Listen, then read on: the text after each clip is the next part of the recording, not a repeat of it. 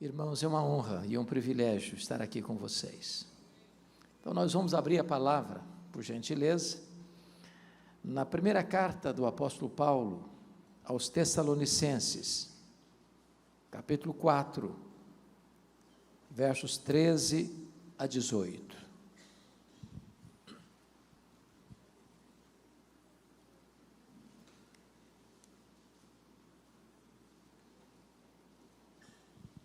Primeiro Tessalonicenses 4, 13 a 18.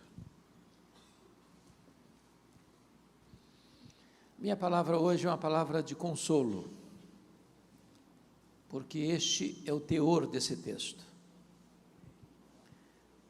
Não queremos, porém, irmãos, que sejais ignorantes com respeito aos que dormem, para não vos entristecerdes como os demais que não têm esperança. Pois se cremos que Jesus morreu e ressuscitou, assim também Deus, mediante Jesus, trará em sua companhia os que dormem. Ora, ainda vos declaramos por palavra do Senhor isto: nós, os vivos, os que ficarmos até a vinda do Senhor, de modo algum precederemos os que dormem. Porquanto o Senhor mesmo, dada a sua palavra de ordem, ouvida a voz do arcanjo, e ressoada a trombeta de Deus, descerá dos céus, e os mortos em Cristo ressuscitarão primeiro. Depois nós, os vivos, os que ficarmos, seremos arrebatados juntamente com eles entre nuvens, para o encontro do Senhor nos ares, e assim estaremos para sempre com o Senhor. Consolai-vos, pois, uns aos outros, com essas palavras. Amém. Irmãos, o apóstolo Paulo era um pastor e ao mesmo tempo um apologeta. Ele era um pastor e ao mesmo tempo um teólogo. E Paulo está escrevendo esse texto porque a igreja de Tessalônica, que era uma cidade grega, aliás, a capital de uma província grega chamada Macedônia, estava sendo influenciada esta igreja pela cultura secular. Em vez da igreja influenciar o mundo influenciava a igreja.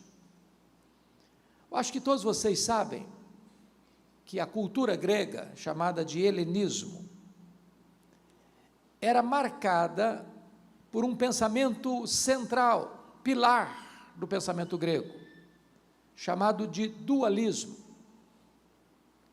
Isso significa que os gregos imaginavam o seguinte, que a matéria que você toca, que você tange, que você pega, apalpa, essa matéria para os gregos era má, essencialmente má. E que o espírito, que é etéreo, que é imaterial, que é impalpável, é intangível, é essencialmente bom. Então, na cabeça de um grego, não era possível você defender três verdades que para nós são essenciais. Primeiro, eles não podiam acreditar na criação, porque eles não podiam pensar que um Deus bom pudesse criar algo mau, uma vez que a matéria para eles era má. Segundo, eles não podiam acreditar na doutrina da encarnação, porque como eles poderiam pensar que Deus, sendo bom, pudesse ter um corpo físico, material, tangível, se a matéria para eles era má? Então eles negavam também a divindade de Cristo. Terceiro, eles não podiam aceitar a ideia de ressurreição. Na cabeça dos gregos, a morte libertava a alma da prisão do corpo. Para eles a morte era uma libertação. Na cabeça deles, enquanto você vive, sua alma, que é santa, boa, pura, está numa masmorra, num cárcere do corpo, que é material. Então, quando a pessoa morria para o grego, essa alma era liberta dessa prisão. Então, na cabeça deles, falar em ressurreição era um contrassenso, era um anticlímax. Era um retrocesso. Então os gregos negavam peremptoriamente a doutrina da ressurreição. O que estava acontecendo? Esse pensamento entrou na igreja. Estava formatando a mente de alguns crentes. Então, quando um crente morria, em vez de ter consolo, tinha desesperança, tinha tristeza, tinha pesar. E olha como é que Paulo começa esse texto. Não queremos, porém, irmãos, que sejais ignorantes com respeito aos que dormem, para não vos entristecerdes como os demais que não têm esperança. Se a doutrina estiver errada, não tem consolo. Uma doutrina falsa gera confusão, gera pesar, gera tristeza, gera desesperança. Por favor, rapidinho, depois você volta para esse texto comigo. O mesmo problema Paulo está lidando com uma outra igreja que era grega, capital de uma outra província grega, província da Acaia, que era a igreja de Corinto. Olha lá o capítulo 15 comigo, versículo 12 e 13. O mesmo problema aqui. Paulo está escrevendo para essa igreja, tratando desse assunto, porque o pensamento secular entrou na igreja. Versículo 12, capítulo 15. Ora, se é corrente pregar-se que Cristo ressuscitou dentre os mortos, como, pois, afirmam alguns dentre vós que não há ressurreição de mortos? Notem vocês que alguns membros da igreja estavam afirmando isso. Não, os mortos não ressuscitam. Eles até acreditavam na ressurreição de Jesus, mas não acreditavam na possibilidade de um crente morrer e ressuscitar. Por quê? Porque o pensamento do mundo entrou na igreja. E aí Paulo tem que escrever o mais longo texto da Bíblia de ressurreição, para desfazer esse pensamento equivocado dos gregos, e reafirmar uma verdade. Se os mortos não ressuscitam, então Cristo não ressuscitou. E se Cristo não ressuscitou, é vã a nossa fé, é vã a nossa pregação, permanecemos ainda nos nossos pecados, não tem consolo para quem já morreu, e a vida não faz sentido, então comamos e bebamos, porque amanhã morreremos e acabou tudo. Mas de fato Cristo ressuscitou, e Ele é a primícia dos que dormem. Então volta de novo lá para o texto de Tessalônica, por favor, de Tessalonicenses 4. Notem no versículo 13, que Paulo está usando uma figura de linguagem. Não queremos, porém, irmãos, que sejais ignorantes com respeito aos que dormem. Essa palavra dormir é uma figura de linguagem para a morte. A pergunta é, o que dorme? O corpo ou a alma? E a resposta é, o que dorme é o corpo. A metáfora do sono, de dormir, traz duas ideias. Primeiro, quem dorme está descansando. Segundo, quem dorme vai acordar. Se não acordou, não dormiu, morreu. Então a ideia do crente que dormir é que quando o crente morre, está lá em Apocalipse 14, 13, ele descansa das suas fadigas. Segundo, quando o crente morre, está claro que a morte não tem a última palavra, e a morte não é a cessação da existência, porque este mesmo corpo que é sepultado, quando Jesus voltar, todos os mortos ouvirão a sua voz e sairão dos túmulos, uns para a ressurreição da vida, outros para a ressurreição do juízo. Então é temporário, não é um adeus, é um até logo. Bom, há muitas pessoas que acham que o que dorme é a alma. Não é a alma que dorme. Porque esse é um assunto, irmãos, muito sensível. É a pergunta que mais se faz: o que acontece quando a pessoa morre? Se você perguntar isso para um existencialista ateu, ele vai dizer, morreu, acabou. O homem é só matéria, então morreu, cessou tudo, acabou. Não tem mais nada. Se você perguntar isso para uma outra teologia, por exemplo, a romana, você vai dizer assim, morreu, a pessoa não é tão boa para ir direto para o céu, não é tão má para ir direto para o inferno, então vai para o purgatório. Então fica sofrendo, não sabe se 1 ano, se 10 anos, se 100 anos, se 1 milênio, até purgar os pecados e poder entrar no paraíso. Não tem consolo nisso. Se você perguntar para um espiritualista, o que acontece quando a pessoa morre? Bom, morreu, o espírito saiu do corpo, desencarnou, fica vagando, depois reencarna, depois desencarna, depois reencarna, desencarna, reencarna, desencarna, reencarna, num processo ad infinito, não tem esperança. Se você perguntar para uma outra vertente religiosa, não, morreu, a alma fica dormindo, inconsciente. Bom, mas também não tem esperança. O que a Bíblia diz? A Bíblia diz que quando um crente morre,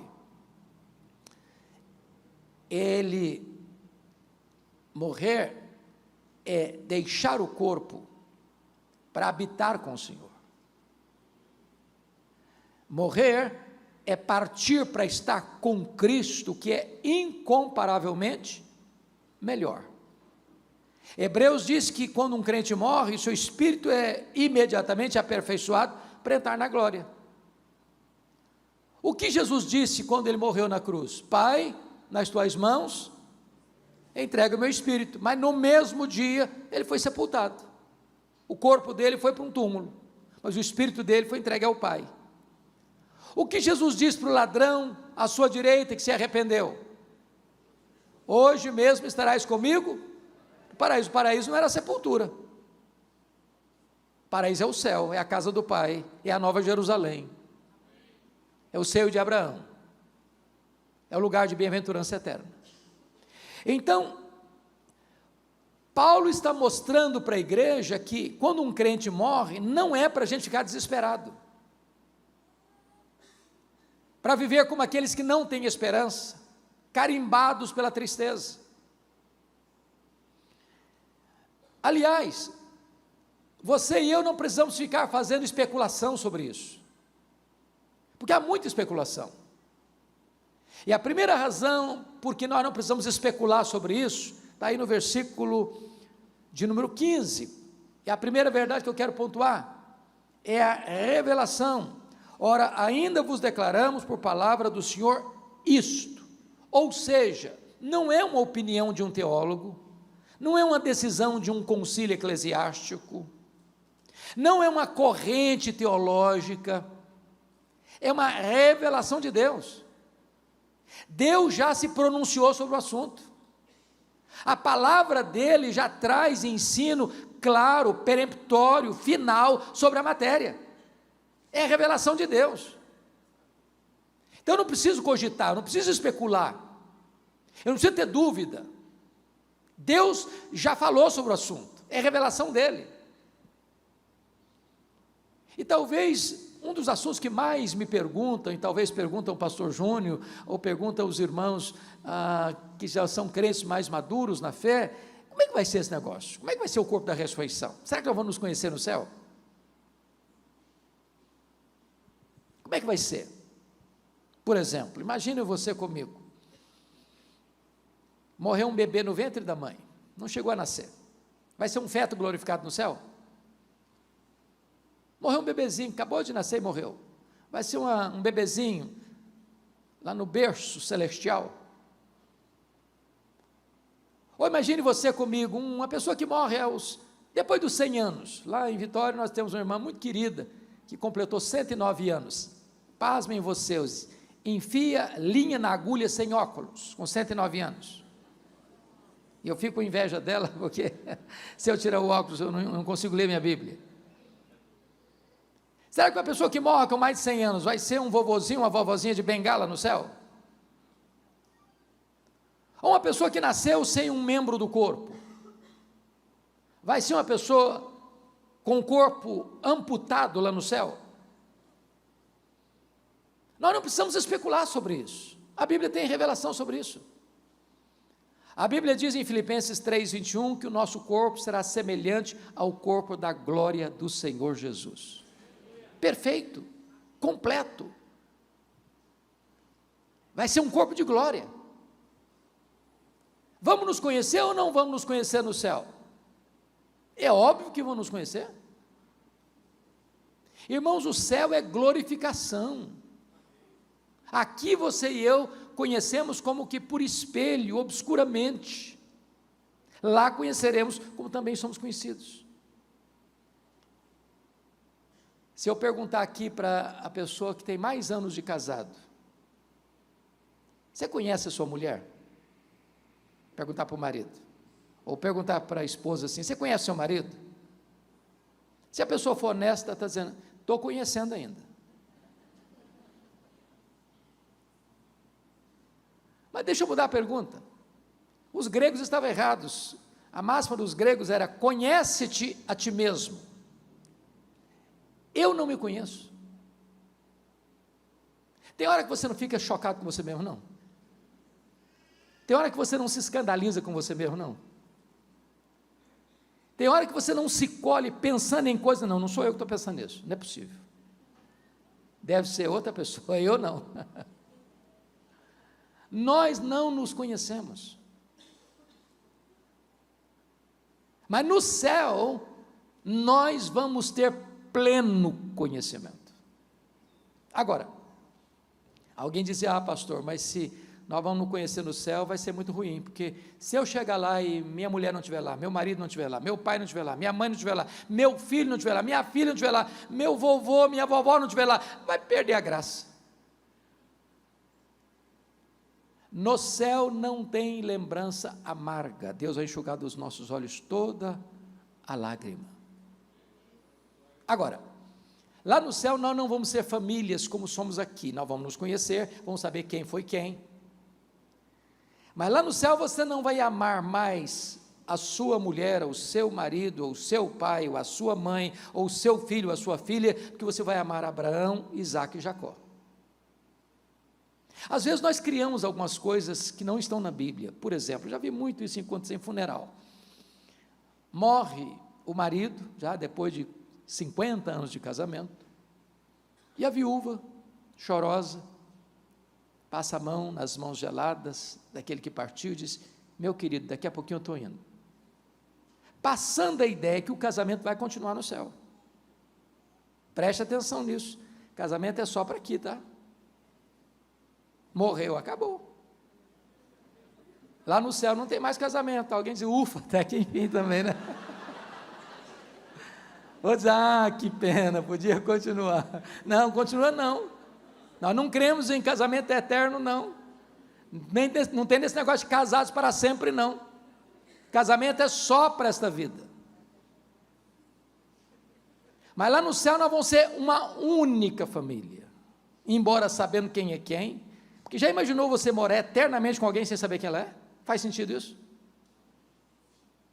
Então, Paulo está escrevendo esse texto para consolar a igreja, que, por influência de um pensamento humano, secular, da cultura helênica, estava marcada pela tristeza e desesperança.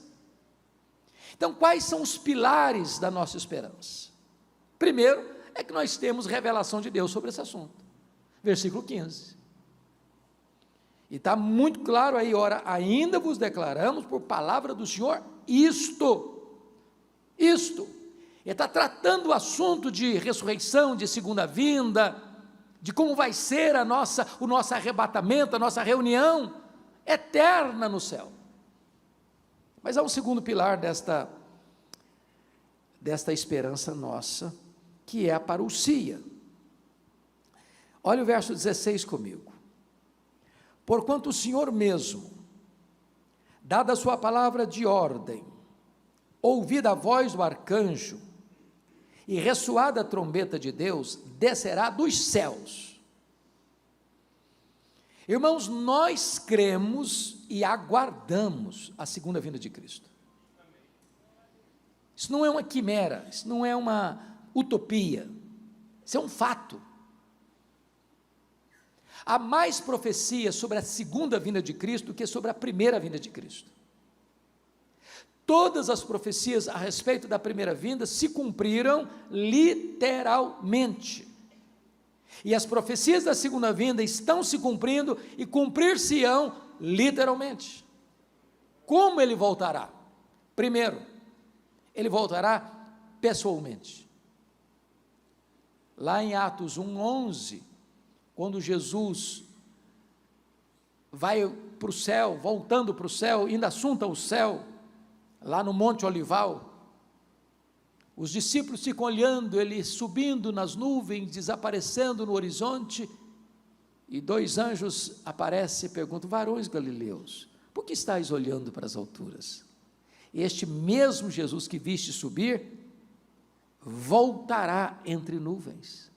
Ele não vai mandar um embaixador, não vai mandar Miguel, não vai mandar um anjo, um serafim, um querubim. Ele mesmo voltará pessoalmente. Segundo, a segunda vinda de Cristo não só será pessoal, ela será visível. Apocalipse 1:7 diz que todo olho verá, até aqueles que o traspassaram. Como assim? Quando Jesus voltar, diz a Bíblia, que os mortos ouvirão a sua voz e sairão dos túmulos, uns para a ressurreição da vida, outros para a ressurreição do juízo. Até mesmo Pilatos, até mesmo Anás, até mesmo Caifás, até mesmo Judas Iscariotes, até mesmo todos aqueles que condenaram Jesus à cruz e pregaram Jesus na cruz, ressuscitarão e verão Jesus vindo em majestade e glória. Não haverá sequer uma pessoa que deixará de ver este auspicioso e glorioso acontecimento, a apoteose da nossa fé, a acrópole da nossa esperança, a segunda vinda de Cristo. Terceiro, a segunda vinda de Cristo não só será pessoal e visível, ela será, em terceiro lugar, também audível. Veja você no versículo 16, está graficamente escrito aí: ouvida a voz do arcanjo, ressoada a trombeta de Deus. Talvez nenhum acontecimento da história será tão retumbante, vai ter um sonido tão pomposo, tão glorioso, um estrondo tão audível, que vai ecoar em todos os recantos do planeta, que não vai ter uma caverna tão escura, um quarto tão fechado, um buraco tão profundo, ou um local tão blindado que esta trombeta não faça chegar o seu sonido. Todo o ouvido ouvirá, assim como todo o olho o verá. Mas ainda, quinto lugar, a segunda vinda do Senhor Jesus, ela será repentina. Lá em Mateus 24, Jesus disse que vai ser como um relâmpago que risca os céus do oriente ao ocidente. Você, quando olha numa tempestade, vê que primeiro você vê o relâmpago, depois você escuta o trovão, certo? Os dois acontecem ao mesmo tempo. Como a velocidade da luz é maior que a velocidade do som, primeiro você vê o relâmpago, depois você escuta o trovão. Mas risca com essa velocidade. E Paulo, tratando essa matéria lá em 1 Coríntios capítulo 15, ele diz que a segunda vinda vai ser no momento, no abrir e fechar de olhos.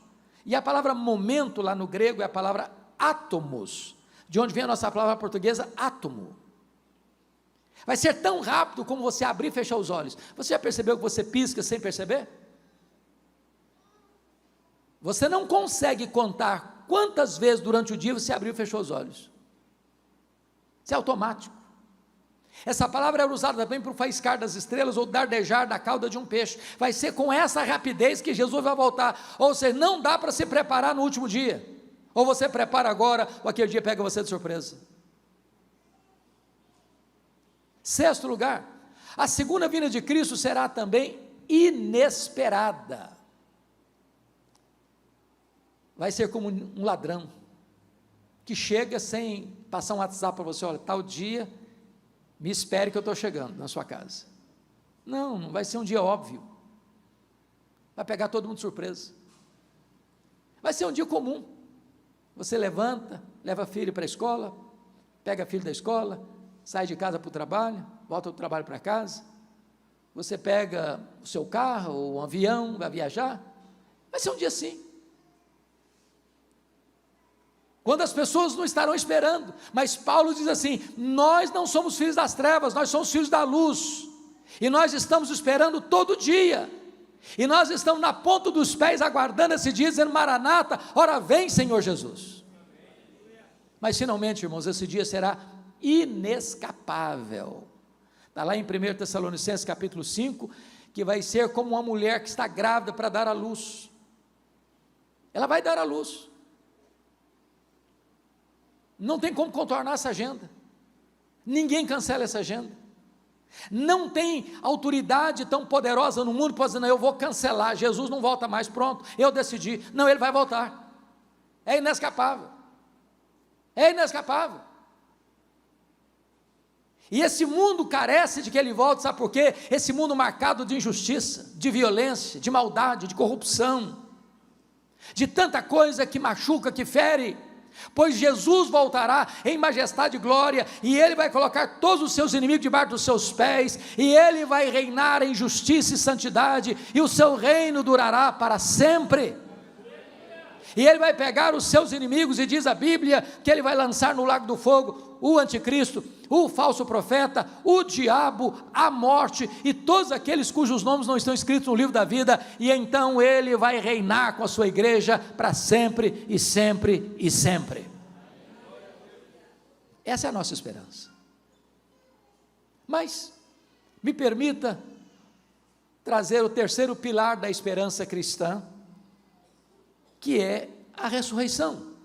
Versículo 16 ainda prossegue: descerá dos céus, e os mortos em Cristo ressuscitarão primeiro. Versículo 15, ele diz assim: ora, ainda vos declaramos por palavra do Senhor isto: nós os vivos, os que ficarmos até a vinda do Senhor, de modo algum precederemos os que dormem.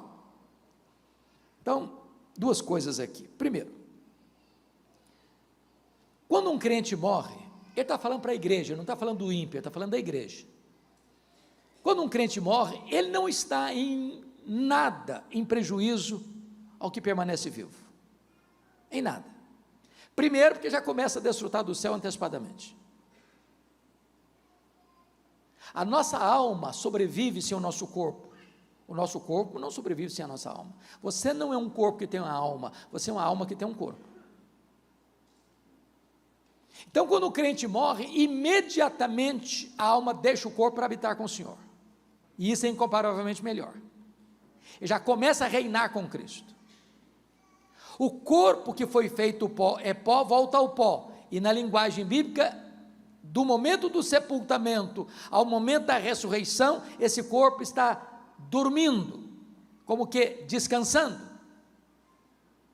Quando Jesus voltar, ele trará em sua companhia os que dormem. É claro que agora ele está fazendo a linguagem da alma ou do espírito que está lá no céu. Estas almas que estão lá no céu glorificadas, reinando com ele desde Abel, a primeira pessoa a morrer na história, todos aqueles que foram remidos pelo Senhor, voltarão com ele em glória, nesse cortejo celestial. E então o que vai acontecer? Primeiro, antes dos vivos serem transformados e arrebatados, os mortos em Cristo restarão primeiro. Não é restarão primeiro em relação a outros mortos ímpios, não. Restarão primeiro, está escrito e claro, em relação aos que estiverem vivos. Ou seja, a ordem cronológica é: primeiro os mortos ressuscitam, segundo os que estiverem vivos serão transformados. Então um crente não está em desvantagem, que morre. Quando na igreja de Tessalônica morria um crente, e eles estavam sem esperança, e eles estavam tristes, é porque eles não conheciam a verdade liberta, a verdade consola, a verdade traz segurança. É óbvio, meus irmãos, que quando morre um crente, normalmente nós da família, amigos próximos, temos tristeza, e a Bíblia diz que o funeral é um lugar de choro mesmo. Jesus chorou diante da sepultura de Lázaro. Você lê o Velho Testamento todo, havia luto. Mas tristeza e luto é uma questão momentânea, revelando a nossa humanidade, mas não é desespero, não é insegurança, não é incerteza. Nós temos consolo. Agora, os mortos em Cristo restarão primeiro. A pergunta é: como é que vai ser esse corpo? A Bíblia responde. Como é que vai ser esse corpo? Lá em 1 Coríntios capítulo 15, a partir do verso 34 até o 44, Paulo vai trazer essa resposta de maneira muito bonita, porque Paulo vai fazer uma pergunta retórica: em que corpo vem? Como ressuscita os mortos? Em que corpo vem? Como é que vai ser esse corpo? E Paulo usa 3 figuras para responder. Primeiro, ele usa a figura da semente. Da semente. Então, como é que vai ser o corpo da ressurreição? Vai ter continuidade e descontinuidade. O que é isso? Se morreu um cara crente, vai ressuscitar para a ressurreição da vida. Se morreu descrente e ímpio, vai ressuscitar para a ressurreição do juízo. A morte não é uma varinha de condão que muda ninguém. Morreu salvo, vai para o céu. Morreu perdido, vai para o inferno. Não tem conversa. Morreu o José da Silva, não é o Antônio Pereira que vai ressuscitar, é o José da Silva. É continuidade. Esse corpo que vai ressuscitar vai ter identidade. É por isso que você pode reconhecer Moisés e Elias no monte. Não vai ser uma outra pessoa, é a mesma pessoa com a mesma identidade. Agora, o que vai ser descontinuidade? O que vai ser diferente? Paulo responde: semeia-se na corrupção, ressuscita-se na incorrupção. Ou seja, esse corpo nosso é susceptível ao desgaste do tempo. Ele vai ficando velho, ele vai ficando cansado, ele vai ficando enrugado, ele vai ficando caquético. Não tem para onde fugir. Eu até concordo que as mulheres são mais inteligentes que os homens, nisso admito. Elas driblam isso um pouco melhor do que os homens, né?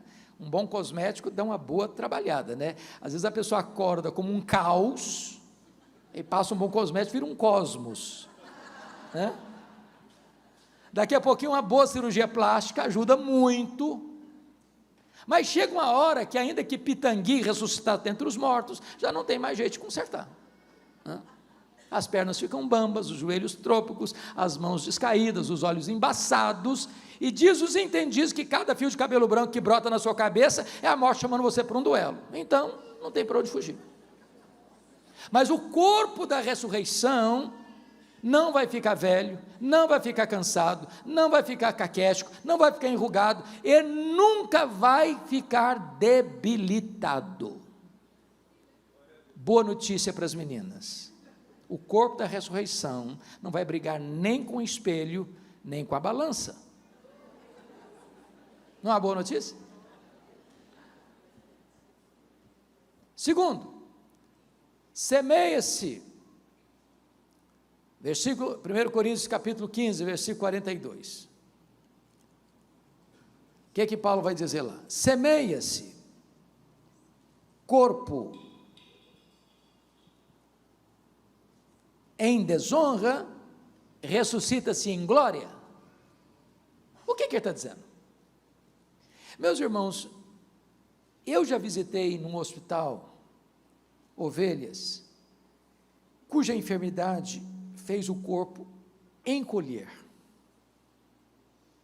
pele e osso, um corpo machucado, cheio de feridas. Chega um momento que você diz: meu Deus, como essa pessoa suporta? Quando esse corpo, que é uma semente, é lançada na terra, aquele corpo foi desonrado pela dor, pelo sofrimento. Mas o que vai brotar dessa semente enrugada é um corpo glorioso. E a Bíblia diz lá em Daniel que vai brilhar como o astro. Quando João viu o corpo glorificado de Jesus no na ilha de Patmos, o rosto dele brilhava como o sol no seu fulgor. Vai ser assim o nosso corpo. Mas olha o versículo 43 comigo de 1 Coríntios 15, que Paulo vai dizer outra coisa: semeia-se em fraqueza, ressuscita-se em poder. Olha que coisa curiosa é o nosso corpo. Dos seres, talvez o mais vulnerável é o ser humano, já percebeu isso? Nasce um bezerro, lá no pasto, o bichinho nasce meio troncho, mas daqui a pouquinho ele já procura a teta da mãe para mamar, e ele já sai andando meio desconcertado, mas daqui a pouquinho ele já está emprumado, daqui a pouquinho ele está correndo. É assim com o gatinho, é assim com o cachorrinho, é assim com os outros animais.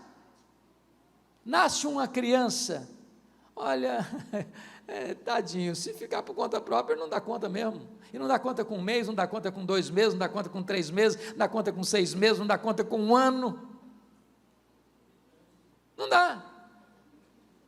Mas depois vai crescendo, vai ficando forte, bonito, um jovem cheio de vigor, os músculos explodindo de força e vigor, aí fica a fase adulta, a inteligência boa, cabeça aberta, aí a fase outonal vai chegando, as forças vão diminuindo, o passo vai relentando, e daqui a pouquinho já dá passos mais lentos, daqui a pouquinho precisa de uma bengala, daqui a pouquinho precisa de uma cadeira de rodas, daqui a pouquinho precisa de uma maca. Fraqueza. Mas ressuscita-se um corpo de poder, poderoso. Sabe o que significa isso? Jesus entrava numa casa fechada sem precisar abrir a porta, o corpo da ressurreição. Jesus saía lá de Jerusalém, aparecia lá na Galileia, mais de 100 quilômetros, sem precisar percorrer o trecho. Nesse corpo de glória, Jesus foi assunto aos céus entre nuvens, sem precisar pegar um avião a jato, uma nave espacial. Assim será o nosso corpo de glória. Você já pensou que coisa fantástica? Me permita dizer isso. Tem gente que acha que vai chegar no céu, vai tomar água de canudinho do rio da vida e nunca mais vai precisar trabalhar. Deixa eu dizer uma coisa para você: se você não gosta de trabalhar, você está encrencado, que lá no céu nós vamos trabalhar. Os seus servos o servirão, diz a Bíblia. Sabe o que me encanta? É que nesse corpo tão frágil que nós temos, diz o nosso íntimo amigo Albert Einstein, que nós não usamos sequer 10% da nossa capacidade. Agora, se nós não usamos 10% da nossa capacidade, o homem é capaz de fazer coisas tão fantásticas. Você já pensou você num corpo 100% turbinado pela glória de Deus, o que você não vai conseguir fazer? Sem qualquer limitação. E você vai poder habitar uns novos céus e a nova terra. Vou dar uma pulada no céu, vou dar uma pulada na terra. Foi. É por isso que nós cantamos um hino clássico: nem metade da glória celeste jamais se contou ao mortal. Nós aguardamos a ressurreição, nós cremos na ressurreição. Essa é uma verdade fundamental do cristianismo. Mas me permita compartilhar com vocês o 4º pilar da esperança cristã. Primeiro, é a revelação de Deus. Segundo, é a parousia, segunda vinda. Terceiro, é a ressurreição. 4º lugar, volta lá para mim, para Tessalonicenses, capítulo 4, versículo 13 a 18. É o arrebatamento da igreja. Olha o versículo 17. Então, pegando o contexto. Versículo 16 e 17 juntos. Porquanto o Senhor mesmo, dada a sua palavra de ordem, ouvida a voz do arcanjo, ressoada a trombeta de Deus, descerá dos céus, os mortos em Cristo restarão primeiro, depois nós os vivos, os que ficarmos, seremos arrebatados juntamente com eles entre nuvens. Fica até aqui. Essa palavra arrebatamento, irmãos, é uma palavra que tem uma conotação teológica do século XIX para cá. Qual a conotação teológica? É que surge no século XIX, com John Nelson Darby, uma ideia de que a segunda vinda de Cristo será em 2 turnos. Primeiro turno, um arrebatamento secreto. Segundo turno, a segunda vinda visível. Até agora vai ser lançado um filme no Brasil, Deixados para Trás, com base na obra do Tim LaHaye, com essa ideia. É aquela ideia lá do hino, o mercado está vazio, seu trabalho já cessou. A ideia de que você está dentro de um avião e de repente o piloto é crente, Jesus arrebata a igreja, o piloto desaparece, o avião fica desgovernado no ar.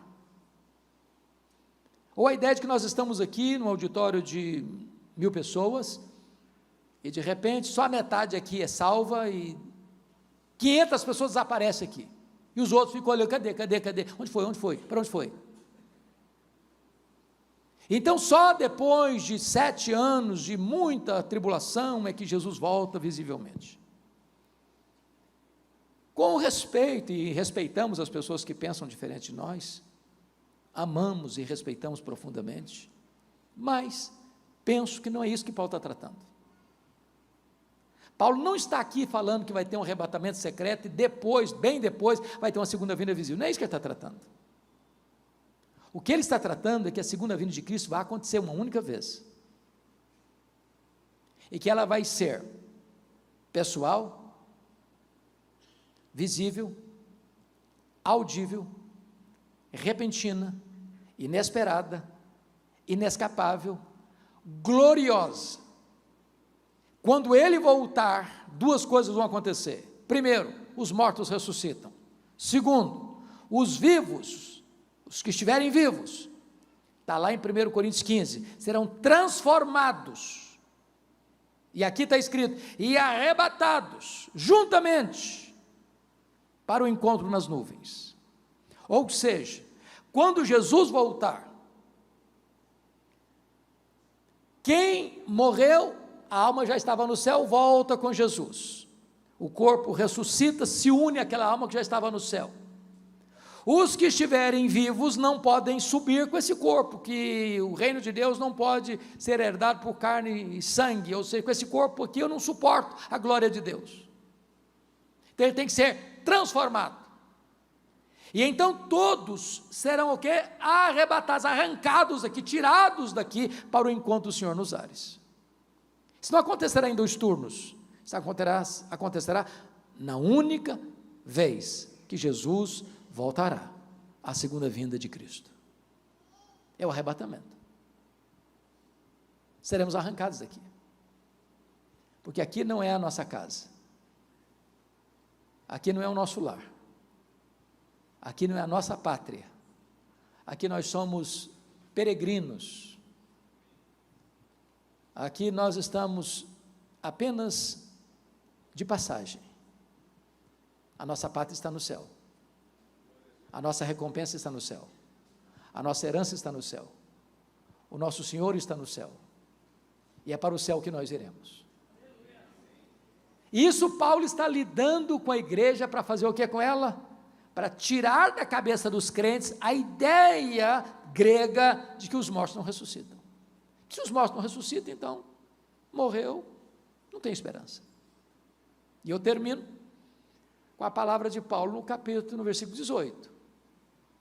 Ele que começa o texto alertando para o perigo de ficar triste e não ter esperança, agora, depois que a igreja recebe a instrução da verdade, ele diz assim: consolai-vos, pois, uns aos outros com estas palavras. Em vez de você ser um agente do desespero e da tristeza, agora você é um embaixador da consolação. A minha oração é que nesta noite, o Deus de toda graça console o seu coração. E que faça de você um consolador. Que Deus nos abençoe. Amém.